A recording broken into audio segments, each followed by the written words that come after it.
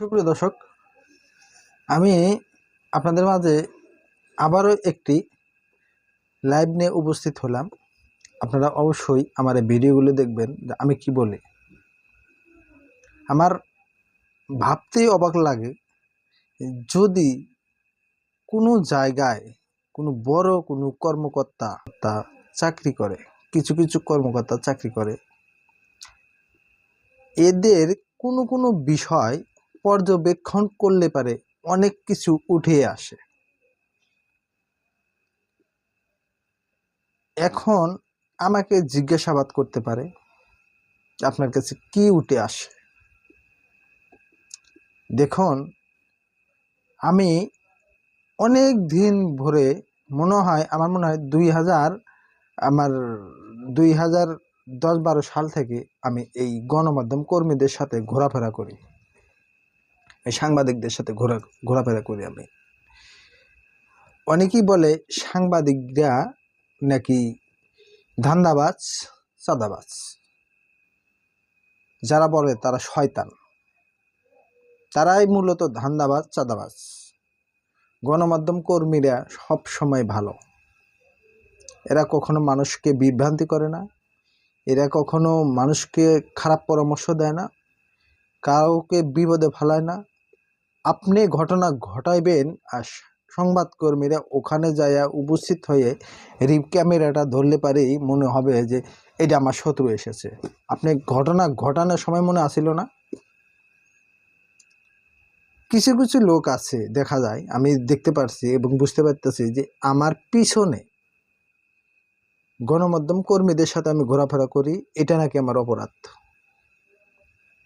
গণমাধ্যম কর্মীদের সাথে ঘোরার কি অপরাধ? সাংবাদিকদের সঙ্গে ঘোরা কি অপরাধ? সাংবাদিকরা দেশের জন্য কি কোনো খারাপ কিছু? রাষ্ট্রীয় জাতীয় সম্প্রচার নীতিমালাতে সরাসরি লেখা আছে, গণমাধ্যম সংবাদকর্মীরা দেশ ও জাতির বিবেক। তারা কিন্তু রাষ্ট্রের ৪র্থ অধ্যায়ের জনগণের লোক, ব্যক্তিবর্গ। আর এই সংবাদকর্মীদের সঙ্গে অসৎ আচরণ করে যারা, তারা কি মনে করছেন ভালো? কখনো ভালো না। দেশ ও জাতি, আপনারা শুনে নেন, যারা সংবাদকর্মীদের ভুল বোঝেন, যারা সংবাদকর্মীদের ভালোবাসেন না, খারাপ মনে করেন, তারা একটু চিন্তা ভাবনা করে দেখেন তো। আজ থেকে 1994-95 সনের ঘটনা যারা জানে, রাস্তা দিয়ে হাঁটা যেতে কোনো জিনিস নিয়ে গেলে পারে মানুষ জোরপূর্বকভাবে কেড়ে ছেড়ে নিছে। এখন কি সেই জিনিসটা আছে? নাই। কেন নাই? আপনার প্রত্যেকটা গ্রামে আশেপাশে 2-1টা করে সংবাদকর্মী আছে, এইগুলি নিউজ হয়। নিউজ হলে পারে আপনার ওই জিনিসটা বন্ধ হয়ে যায়। আর নিউজ হলে পারে কাকে সমস্যা হয়, এটা কি আপনাকে জানার বাকি আছে? এই সম্পর্কে কি আপনাদের জ্ঞান দিতে হবে আমাকে? এই সুস্থ মানুষকে হয়রানি করে, তারা পুরো দেশ ও জাতিকে বিপদে ফেলানোর চেষ্টা করতেছে। যারা সংবাদকর্মীদেরকে হয়রানি করে, তারা মনে করে তারা জবরদস্তি করে তাদের যে আইন লঙ্ঘনীয় যে কাজগুলো তারা করে যাবে, গণমাধ্যম কর্মীরা কিচ্ছু বলবে না। অফিসিয়াল কিছু আইন রয়েছে যা সংবাদকর্মীদের কণ্ঠরোধ করার জন্য কিছু কিছু আইন রয়েছে।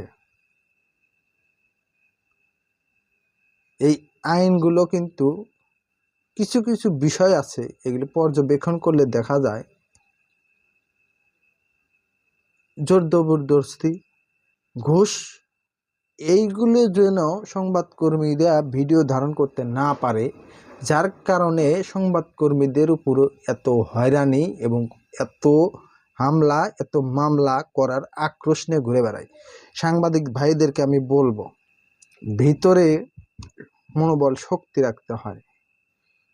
মরা তো আমরা মরেই গেছি, যখন এই কলমটা হাতে নিয়েছি এবং কি সাংবাদিকতার পর্যায়ে যখন আপনারা নাম দিয়েছেন, সেদিনই কিন্তু মরণের খাতায় আপনারা নাম দিয়েছেন।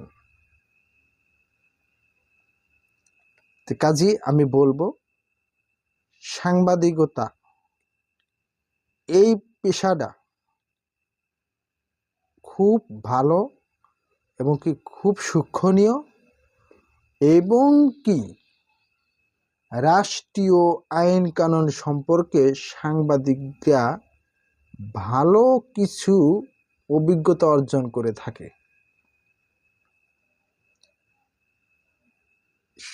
গণমাধ্যম কর্মীরা অর্থাৎ সাংবাদিক ভাইরা কোন কাজ কেমনে করা যায় না করা যায়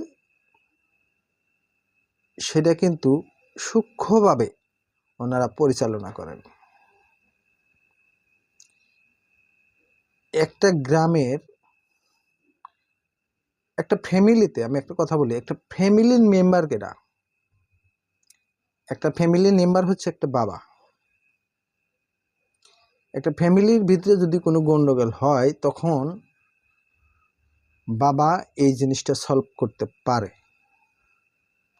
বাবার দ্বারা যদি এই জিনিসটা সমাধান না হয় তাহলে তাদের যে সমাজ আছে, সমাজের অভিভাবকরা এই জিনিসটা সলভ করে। সমাজ দ্বারাই যদি এই জিনিসটা সমাধান না হয় তাহলে ওয়ার্ডে জনপ্রতিনিধিত্ব যারা মেম্বার আছে, চেয়ারম্যান আছে এবং অভিভাবকগণ আছে, যারা সমাজের মাথাতলা লোক, তারা কিন্তু এই জিনিসটা সলভ করে থাকে। এখান থেকে যদি কেউ বিচার বঞ্চিত হয় তাহলে কিন্তু নিকটস্থ ইউনিয়ন পরিষদ আছে, চেয়ারম্যান, উনি সামাজিকভাবে এই জিনিসগুলি সলভ করে থাকে। ইউনিয়ন পর্যায়ে যদি এই জিনিসটা সলভ না হয় তাহলে নিকটস্থ থানা আছে, থানা যে ওসি সাহেব আছেন, যে কোনো জনগণ যদি কোনো অভিযোগ নিয়ে যায়, প্রশাসনের কর্মকর্তাগণ যে সেই অভিযোগগুলো আমলে নিতে পারে এবং নিতে বাধ্য। এখন অনেক সময় ঘোরাফেরা করে দেখা যাচ্ছে একজন ব্যক্তি একটা অভিযোগ নিয়ে যাচ্ছে, ওখান থেকে বেরিয়ে আসে, অনেক হয়রানির শিকার হচ্ছে। আমিও ভুক্তভোগী, অনেক ভুক্তভোগী। আমি সাধারণ জনগণ হিসেবে, একজন দেশের নাগরিক হিসেবে আমি অনেক ভুক্তভোগী। সেই বিষয়টি আপনাদেরকে আমি জানাবো যদি জীবিত থাকি। আমাকে অনেক মানুষই ক্ষতি করার চিন্তা ভাবনা করতেছে। ওই যে বলছি না, যে বেশি বুঝলে মুশকিল, বেশি বড় হইও না ঝড়ে ভাঙবে মাথা, বেশি ছোট হইও না ছাগলে খাবে পাতা। আমি বেশি ছোট হইতে গেছি, আমার পাতা ছাগলে খাচ্ছে।